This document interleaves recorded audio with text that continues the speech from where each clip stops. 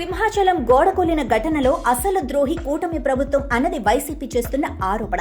అంతేకాదు, ఇటు తిరుమల తొక్కిసలాట, అటు సింహాచలం చందనోత్సవం సందర్భంగా గోడ కూలటం వంటి విషయాల్లో పవన్ కళ్యాణ్ పెద్దగా స్పందించటం లేదన్నది వీరి ఆరోపణ. ఇక్కడ జరిగిన అసలు వాస్తవాలేంటని చూస్తే, సింహాచలం గోడ కాంట్రాక్టర్ లక్ష్మణ్ రావు అనే కాంట్రాక్టర్ 54 కోట్ల రూపాయలు ఇచ్చింది 2023లో, అది కూడా జగన్ హయాంలో. కానీ ఆ గోడ కూలింది కూటమి ప్రభుత్వంలో. కాబట్టి ఆ పాపమంతా కూటమిదే అంటుంది వైసీపీ. మరి నాసిరకం ఇటుకలో నాణ్యత లేని సిమెంట్ ద్వారా కట్టే కాంట్రాక్టర్ కి కాంట్రాక్ట్ ఇచ్చిన తప్పిదం వల్లే కదా ఇదంతా జరిగిందన్నది కూటమి నేతలు చేస్తున్న రివర్స్ కౌంటర్. ఒక్క పవనే కాదు, కూటమి తరపున ఎవ్వరూ మాట్లాడాల్సి వచ్చినా సరిగ్గా ఈ పాయింట్ దగ్గర నుంచే మొదలు పెట్టాల్సి వస్తుంది. వైసీపీ గత ప్రభుత్వ హయాంలో చేసిన తప్పిదాలు నేడు శాపాల రూపంలో ఆంధ్రులను వెంటాడుతున్నాయనే చెప్పాల్సి వస్తుంది. తిరుమలలో కూడా అంతే. కేవలం దేశీ ఆవులు మాత్రమే, అంటే ప్రాంతీయ ఆవులు ఉండాల్సిన గోశాలలో ఎక్కడెక్కడి నుంచో ఆవులు తెచ్చింది వాళ్లే. గోవుల మరణాల సంఖ్య లెక్కకు మించి చూపించింది వాళ్లే. అంతేకాకుండా ఫేక్ ఇమేజీలతో ట్రోల్ చేసింది వాళ్లే. ఇలాంటి దుష్ప్రచారాలపై తెలంగాణ ప్రభుత్వం నోటీసులిచ్చింది.